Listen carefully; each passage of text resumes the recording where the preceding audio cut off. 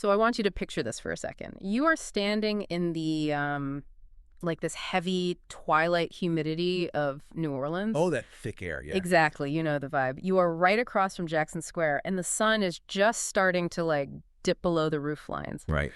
The shadows are stretching super long and distorted across these centuries-old cobblestones, and you are getting ready to uncover the city's absolute darkest, most closely guarded secrets. It really is just the perfect moody setting for what we're about to unpack today. Yeah. Honestly, to get us in the right headspace, I've actually changed my visual backdrop here to this dimly lit, historic New Orleans streetscape. Oh, I see it. That looks amazing. Yeah, if you look closely, it's like, well, you can almost see the history clinging to those wrought iron balconies. That sets the vibe perfectly. And welcome, everyone, to the Travel Podcast by ExcursionPass. Today, we are setting out on a brand new deep dive into an experience that honestly left both of us completely floored. Totally floored. Now, look, I know exactly what you're probably thinking right now. We always try to anticipate your objections on this show, and I can hear you rolling your eyes right now. Oh, yeah, they're definitely skeptical. Right. You're saying, oh, great, another cheesy French Quarter ghost tour. I'm going to pay $50 to get jump scared by a guy rattling a tin sheet for thunder, right? While some guide in a fake velvet vampire cape tells you about a haunted chandelier. Exactly. The classic neon-lit tourist trap. We have all been dragged on one of those. Too many of them, to be honest. We absolutely have. But let me stop that objection right in its tracks, because this deep dive is about something completely different. We are looking at the blood and brick, macabre histories of the French Quarter Tour. And that's designed and operated by a local company called The Real New Orleans, right? Yes, exactly. And our mission today is to take you through the gritty, completely uncompromising reality of this experience. Having actually lived this ourselves and gone through all the source material, the historical records, we're going to show you exactly why this is the ultimate true crime, adults-only evening out. It's so intense in the best way. It really is. We want to share every single detail so vividly that you can, practically feel those uneven cobblestones under your own feet as you listen. It is so crucial to draw that line in the sand right away, though. I mean, we are not talking about manufactured folklore designed to make you, spill your drink in surprise. No, not at all. We're talking about the historical record. Real people, real architecture, and real documented tragedies. Yeah, so let's get straight into what it actually feels like on the ground.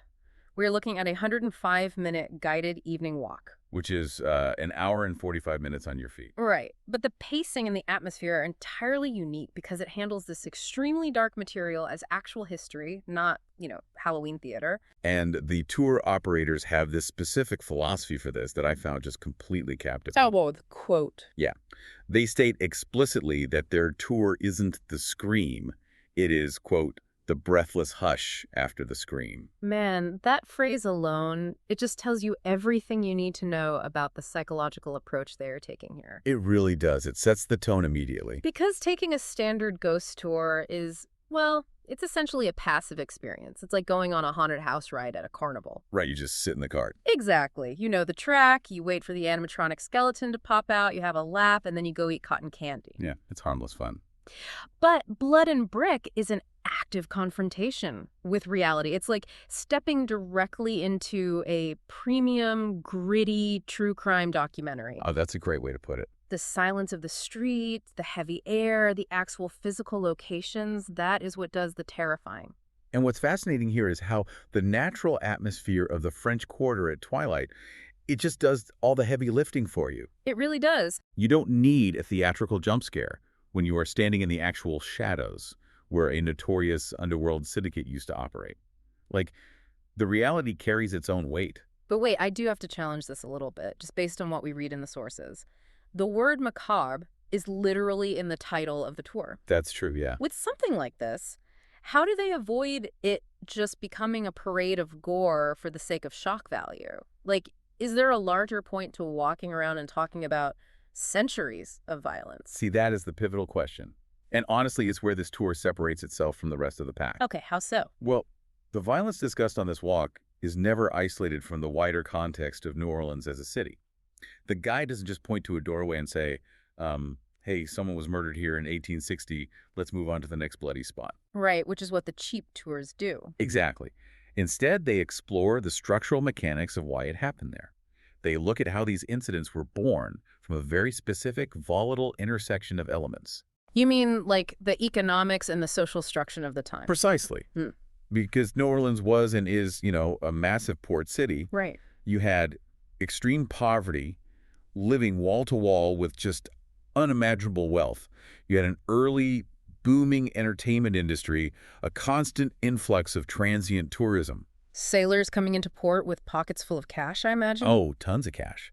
And organized crime structures designed specifically to empty those pockets. Right, of course. All of these forces collided in the French Quarter. Yeah. The crime wasn't random, it was a byproduct of the city's unique ecosystem. So it's a systemic look at crime, not just an anecdotal one. That actually changes the entire perspective. It completely flips it. Because to most visitors today, you go to the French Quarter and it's just, well, it's pretty. It's postcard perfect. It's beautiful. You walk down the street, there's jazz music spilling out of open tavern doors. People are holding those colorful, sugary drinks. Hurricanes, yeah.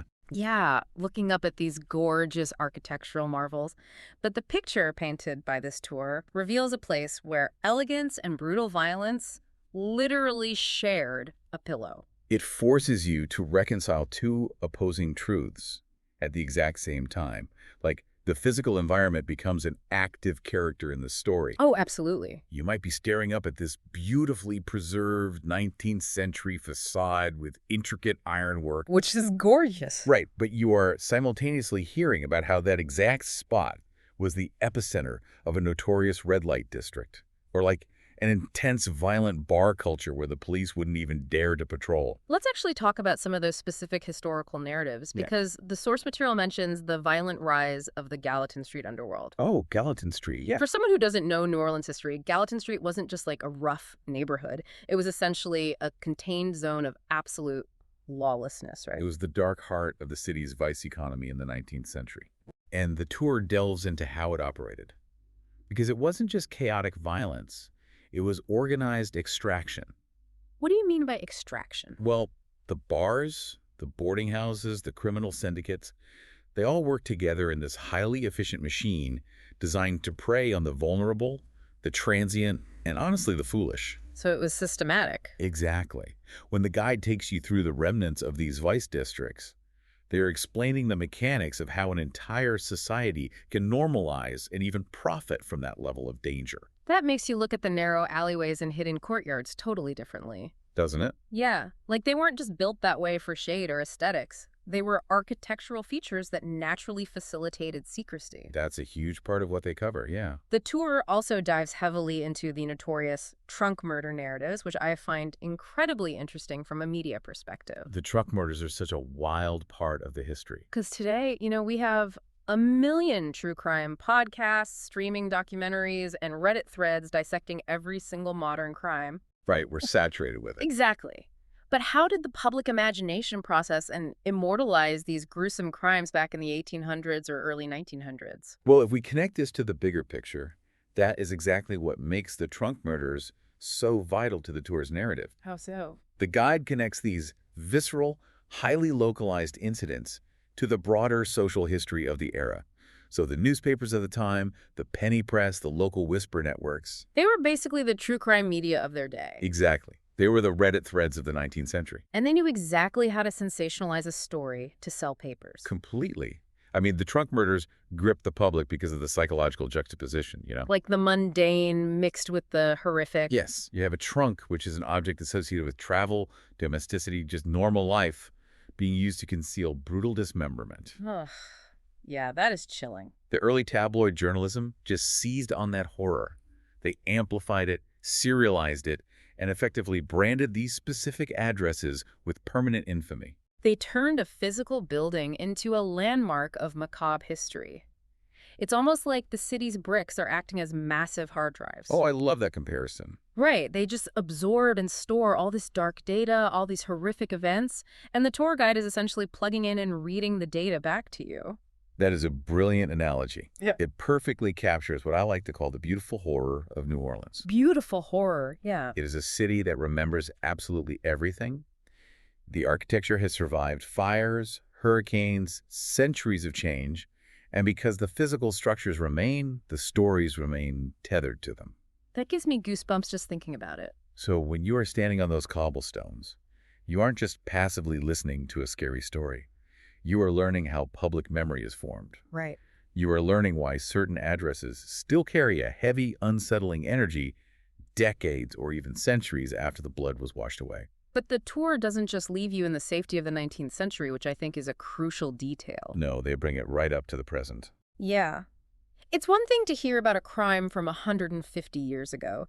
The distance of time sort of acts as a buffer. It almost feels like fiction. That feels safe, yeah. But the Blood and Brick tour brings the darkness right up to the modern day. The source material highlights that they explicitly cover modern true crimes. Specifically the sensational tragedy of Zach and Addie. Yes, the Zach Bowen and Addie Hall case.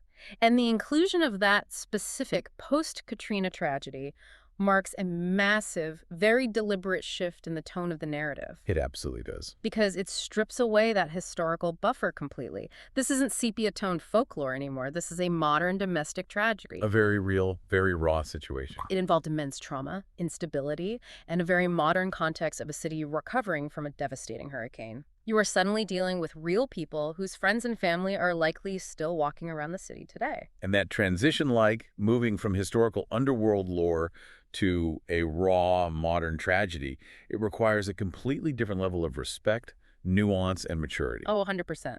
You cannot treat a modern murder-suicide with the same campy tone someone might use for a 300-year-old pirate ghost story. Which perfectly explains a major logistical boundary that the tour operators have set, and something we absolutely need to emphasize for anyone planning a trip.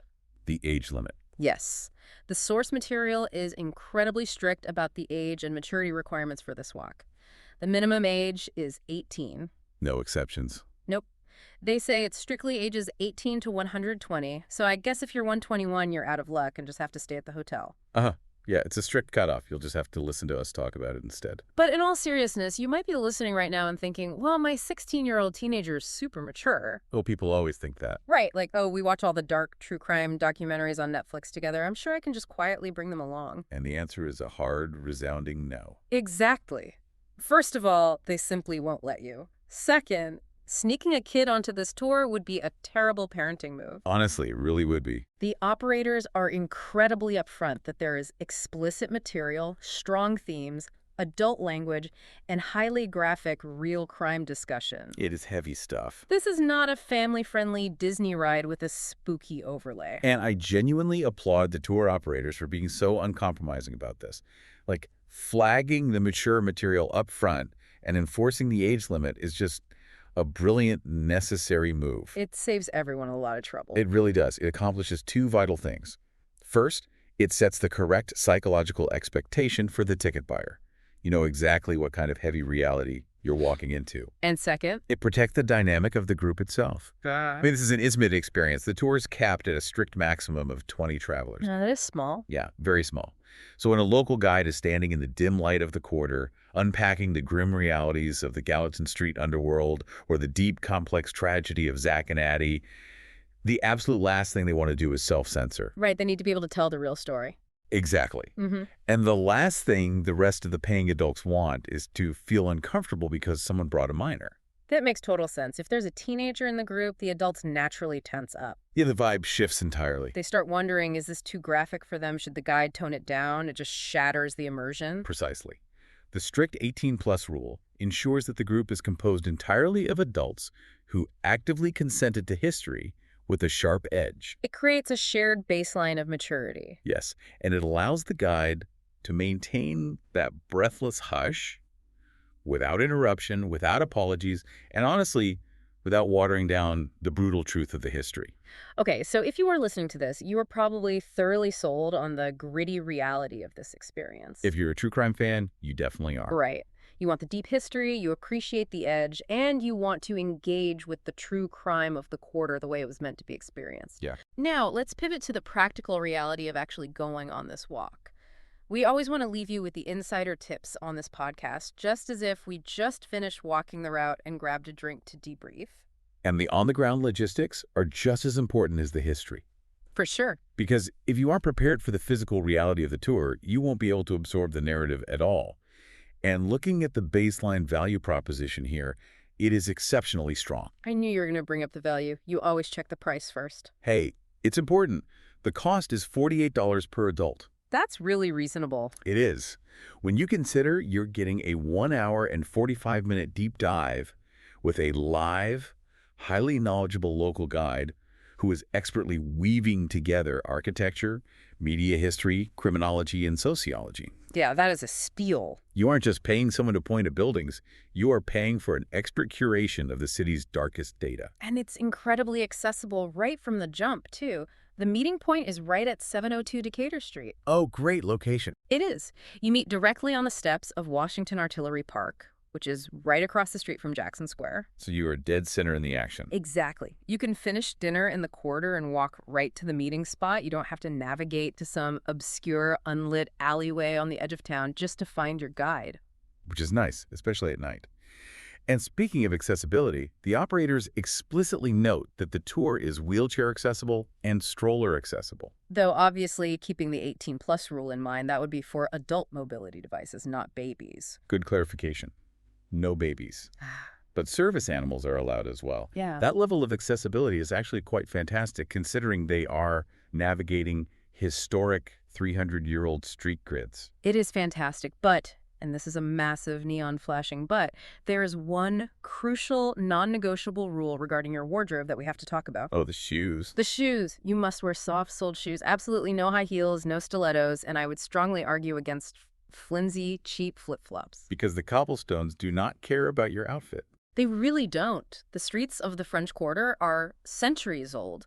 They are uneven, they are shifting, there are gaps in the bricks. And you're walking them at twilight. Exactly, in the dark. If you try to walk this 105-minute route in heels, you are going to break an ankle. It's basically guaranteed. And I promise you, a twisted ankle in the dark on a historic side street is not the authentic, macabre experience you are looking for. You will literally become the next tragic story the guide tells on tomorrow night's tour. Just put on some comfortable sneakers, everyone. Please do. It's a very practical warning. And looking at the booking side of things, there's another logistical point that travelers need to factor in, which is the flexibility. Right. Booking through ExcursionPass offers free cancellation up to 24 hours before the local start time for a full refund. Which is huge when you are dealing with the Gulf Coast. Exactly. I mean, this is an entirely outdoor walking experience. It requires decent weather, and frankly, New Orleans weather can be highly unpredictable. Oh, for sure. A gorgeous afternoon can turn into a torrential Gulf storm by 7:00 p.m. Having that 24-hour cancellation window is a major tactical advantage for travelers. It really takes the pressure off. It gives you the peace of mind to secure your spot on a tour that frequently sells out, while still maintaining the flexibility to pivot if the weather turns dangerous. Because nothing ruins a trip faster than getting locked into an expensive outdoor activity in a downpour and realizing you can't get your money back. Totally. It's great they offer that safety net. Now, there is one more logistical option I want to throw out there for anyone planning a group trip. Oh, the private groups. Yeah. Like where you have a larger group of adults, maybe a bachelor or bachelorette party or a corporate retreat, and you want something much darker and more intellectually stimulating than a standard pub crawl. Right. There is a private option available. You can book the Blood and Brick tour exclusively for your group with your own dedicated guide. That raises a great question for anyone planning their itinerary, like what kind of rhythm do you want for your evening? Right, because a private tour changes the dynamic. Exactly. The 20-person public group is great.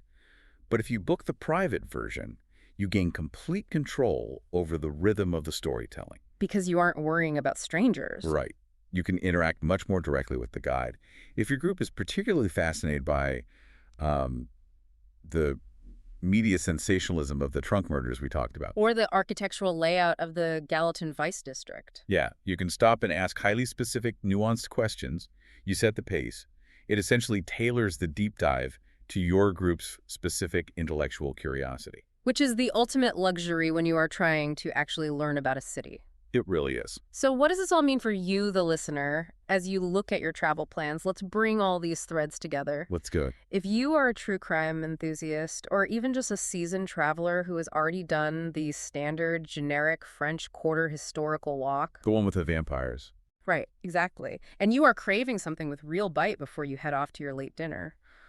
The Blood and Brick tour on ExcursionPass is an absolute, non-negotiable must-book. Completely agree. It strips away the theatrical fake blood, it throws out the velvet vampire capes, and it replaces them with the cold, hard, fascinating reality of human nature and history. It challenges you to look at a beautiful, vibrant tourist destination and just like acknowledge the very real, very dark shadows that built it. Yes. And as we wrap up our analysis of this experience today, I actually want to leave you with a final lingering thought to mull over. Oh, lay it on us. Well, we've spent this entire time discussing how the bricks to the French Quarter still hold so tightly to the echoes of violence, the whispers of the vice districts, and the tragedies from centuries ago, right? Like the hard drive analogy. Exactly. They are a physical hard drive of the past. Hmm. But it makes you wonder, what modern secrets are those very same streets absorbing from us right now as we walk over them tonight? Wow. That really recontextualizes the whole city, doesn't it? It makes you think.